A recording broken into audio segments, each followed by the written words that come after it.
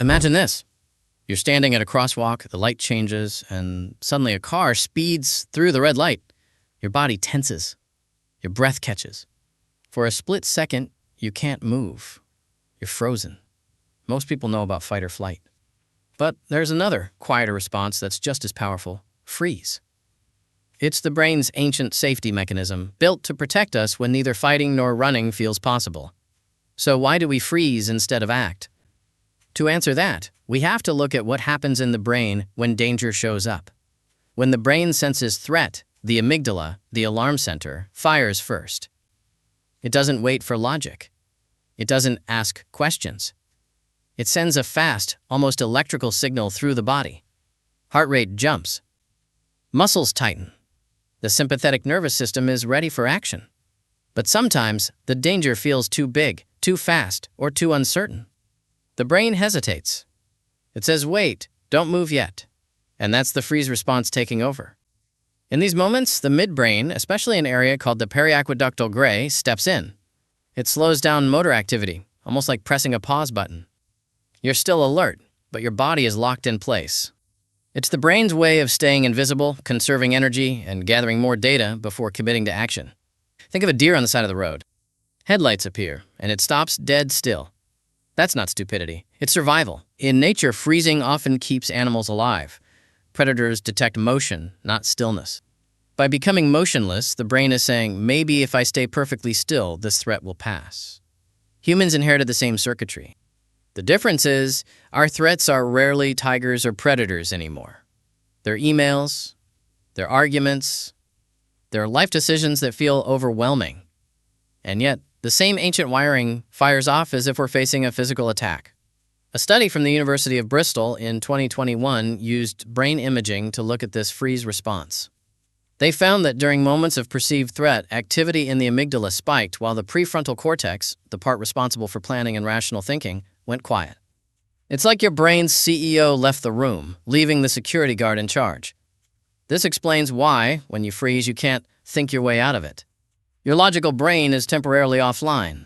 Your body has taken command. In evolutionary terms, this made perfect sense. Imagine walking through the forest thousands of years ago, hearing a crack in the bushes. If you froze, you avoided drawing attention.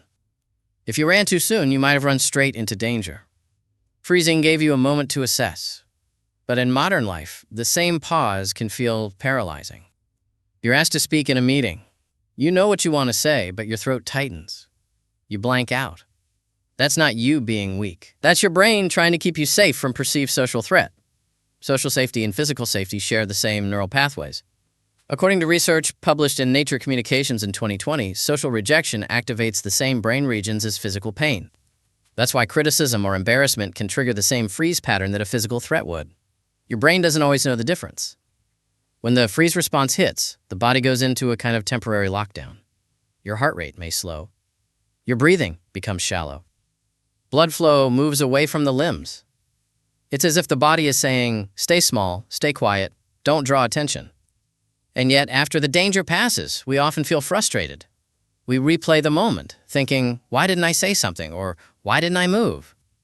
That self-blame can linger for years. But here's the truth. Freezing is not a failure. It's a biological reflex, a built-in safety system, and you can learn to work with it rather than against it. Let's look at how that happens. When you freeze, your nervous system is trying to regulate between two competing drives, survival and control. The sympathetic system wants to mobilize, to fight or flee. The parasympathetic system wants to immobilize, to protect through stillness. Freeze is the tug-of-war point between the two. It's like pressing the gas and brake at the same time. If you've ever felt stuck in indecision, unable to make a move even though you know what to do, that's the same circuitry at work. Your brain is weighing options for safety. It's saying, is this worth the risk? A 2018 study from Harvard Medical School found that participants who experienced freeze responses in virtual reality simulations showed decreased blood flow to motor areas of the brain and increased blood flow to sensory areas. In other words, their brains were collecting data, not taking action. That pause is the brain's way of gathering more information before committing to a move. Think of it like a computer buffering before playing a video. It's waiting for enough data to act smoothly. But when stress is high, that buffering can feel endless. So what can you do when your body chooses freeze? The most effective approach isn't to force action, but to restore safety. Because the freeze response resolves naturally when the brain feels safe again. Start with the breath. Slow, deliberate breathing signals to the nervous system that the threat has passed. Try this. Inhale for 4 seconds, exhale for 6. That longer exhale activates the vagus nerve, calming the system. Grounding through the senses also helps.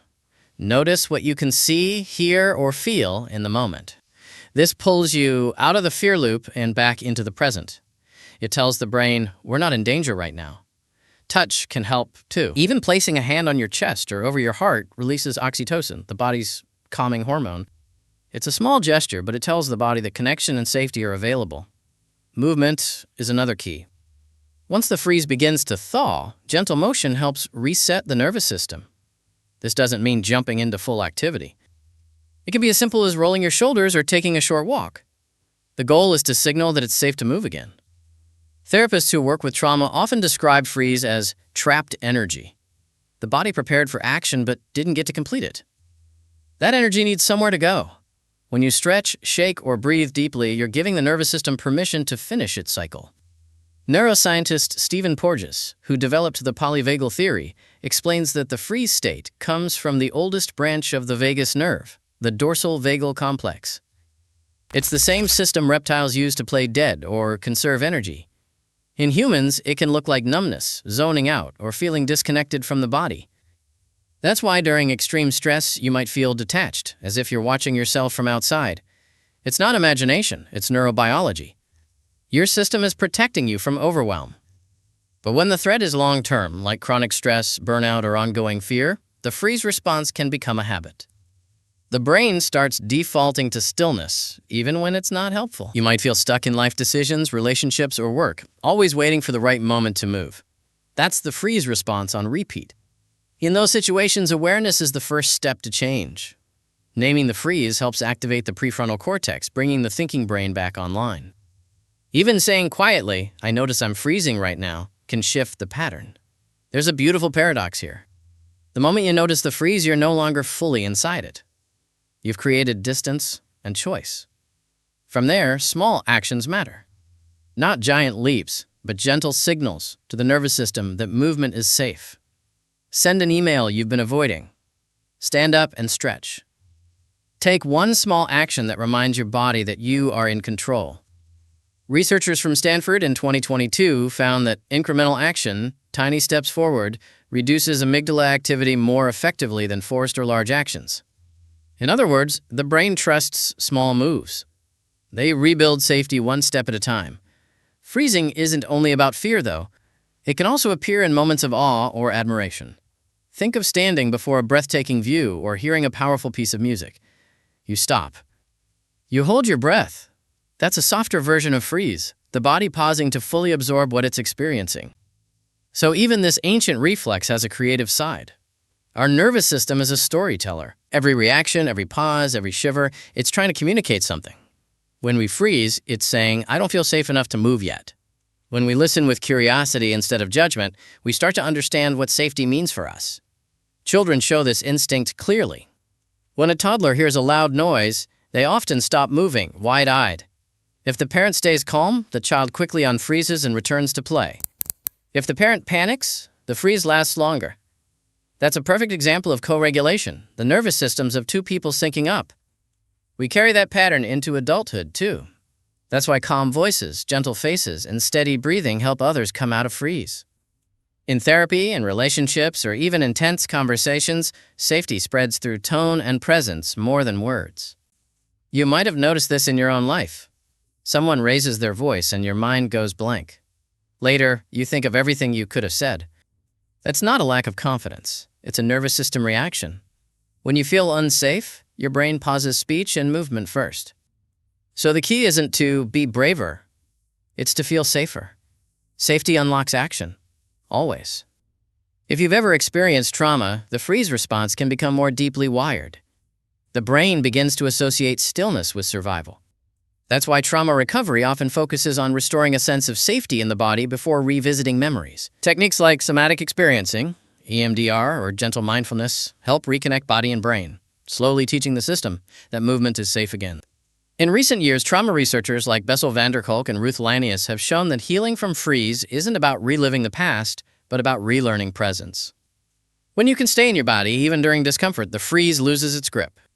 One experiment at the University of British Columbia found that participants who practiced grounding for just 2 weeks reported a 30% decrease in freeze-type responses during stressful tasks. That's measurable change from awareness alone. So when you catch yourself freezing, pause, but with intention this time. Notice your breath.